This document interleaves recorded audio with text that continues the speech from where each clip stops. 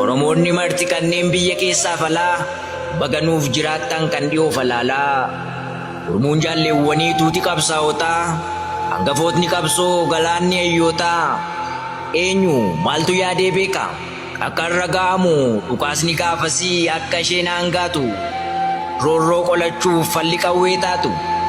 Gaafa qawween gootaa kan jaalale mooqiltu gaarreniif bosonaa carcartirroo lixxu. Hangafootni qabsoo galaanni hayyootaa yoo qawween dhukaatee baruuda ishee biiftu.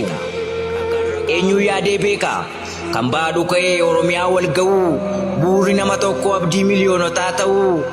Rasaasni iji tokko diina marsee qabu ciqileen gabroomsaa akka ittiin caccabu. Danqarama kaayyoo bu'aa bahii meeqa qabsoon miti laayyoo dhiigaaf lafeen eegna. Tarsimoo diinaa diduun kaayyoo fixxaansitanii dararama gurguddaa sabaaf jecha obsitanii. Ciccitoonni kaayyoo dafqa dhiigaa cobsitan kanneen beelaaf dheebuu murannoon dabarsitan. Galatoomaa eeyyeen ammas galatoomaa.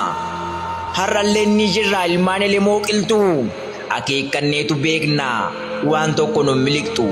Tokkummaadhaan kaanee diina biyyarraa qolla kaayyichaaf abboomamnee diina keenya lolla. Tokkummaa keenya diiguuf shirri meeqa shiramee ciccitoota kaayyootiin hangaarraatti didame.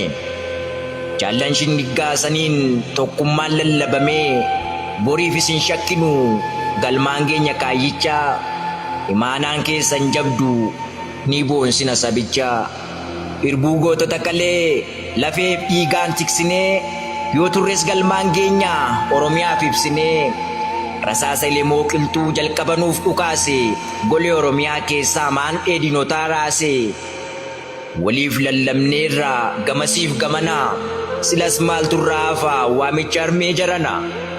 Turreen bubbullu goolabuun barana. Filannoon biraan jiru jabeeffadhu waraana. Imaanaa itti qabnaa onnee guutuun kakannee jireenya nuuf hin taatu waadaa isaanii nyaanne. Waliin booruu dhugnee gatamaa fuunee nyaannee beelaaf dheebuu waan meeqa waliin dandeenyee baannee. Yeroo qormaata jabduu waliin keessa dabarree ifaa fi dukkana isaa rakkoo sabaa sagarree. Kaayyoo keenya jalatti dhaloota riirsinee waraanaaf siyaasaanis leenjisnee bilcheessinee. Dhaloota hedduu qarree eenyummaa isaa barsiisaa.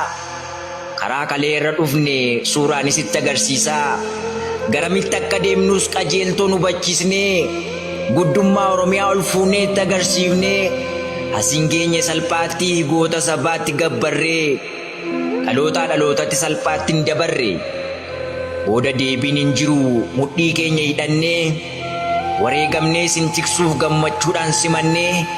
Duuba laaluun hin jiru ni fiigna fuulduratti qoosaan qabsoo hin jiru qaaliidha nu biratti. Oromiyaa ijaarree daangaa ishee sararraa bilisummaa dhugaa dhaloota dhaalchifna. Lollee magoonfanna bilisummaa biyyattii abshir yaa lammii koo dhiinni keeyyuu ni iyyatti. Amajji 1 2025 Akaafan Fayyeeraan.